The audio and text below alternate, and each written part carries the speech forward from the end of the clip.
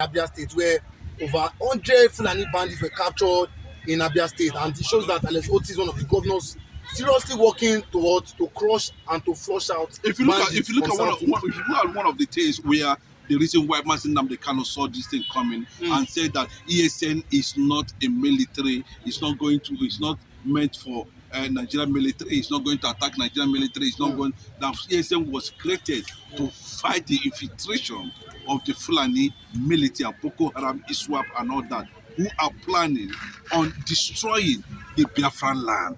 And that is the reason why it is called Eastern Security Network, to stop Fulani infiltration in the Biafran land. As simple as that. Self-defense. But Nigerian political class continue to twist that narrative to something else. And you can see that all this while you have not seen or heard that ESN leadership attack a military checkpoint, attack a police station.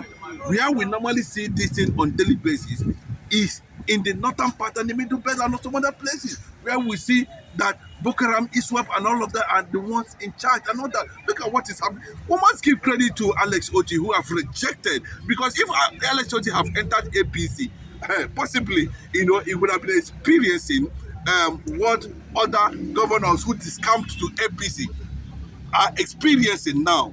Continuous Fulani infiltration in all the forests of those states currently now, especially in the southern part of the country.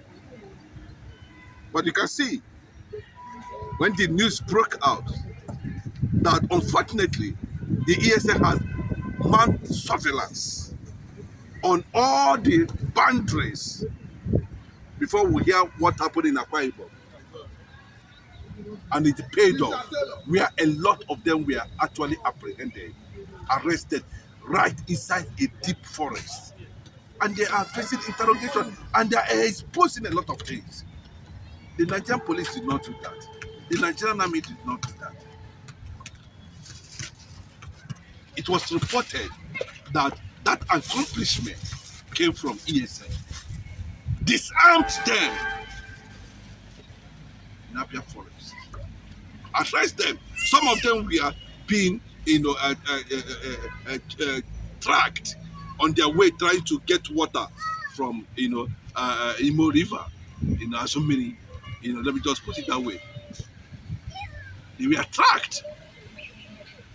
And nobody escaped. It's a difficult terrain for you to think you can infiltrate Mazi Nnamdi Kanu state, Abia State, God's own state. It cannot happen. And it tells you that it is something that they need to get it very clearly, because they are actually pushing Nigeria to a serious, collapse of, chaos. What's that? And we are seeing the same development also in Ogun State. What are we talking about here?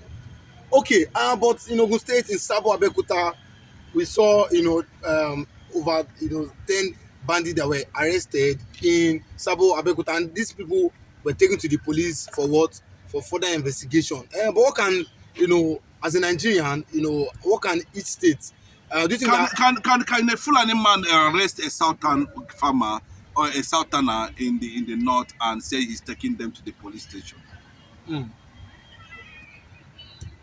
What are you taking them to the police station for? Because you are a southerner. Can that kind of a thing happen in the north? How many people have they killed and kidnapped that they took to police station? The Fulani Janjaweed. Nigerian government is silent over these atrocities. Nigerian government is compromising the security of Nigeria for political conquest. I'm not surprised the Ogun State people are not experiencing it. The Amatekun, bros, let me tell you, the Amatekun cannot handle these people. They are too sophisticated.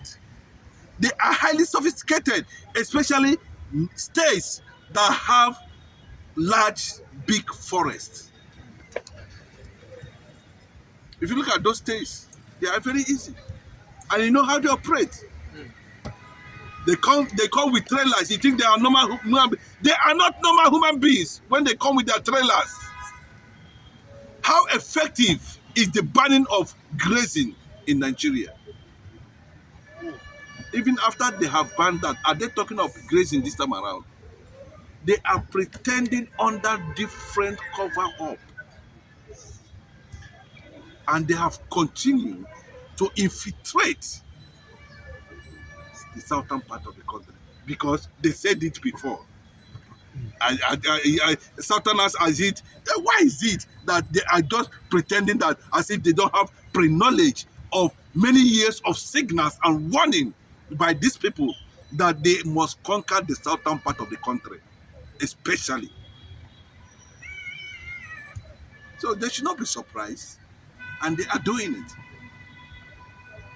The political machineries they are using cannot be said not to be known by the government. The Yorubas should wake up to reality But should let go and stop seeing the Igbo people as their enemy. We don't raise hand against you. Why would you continue to project hatred simply because you share the national power, political power with the Fulanis?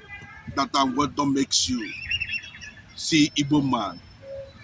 What you are enjoying with the Northerners currently now is just for the time being. And that's like what I said before. Nobody knew that the United States of America are recording and documenting since 2009 on the development of the jihadist conquest plan in Nigeria. And when they brought it out, that says there's Christian genocide, the government started lobbying. Well, America might be taking their time, but I think it has gotten the legislative required numbers, votes, to invade Nigeria. Whether they carried it out or not, logistics in this kind of thing is also very important. It takes time.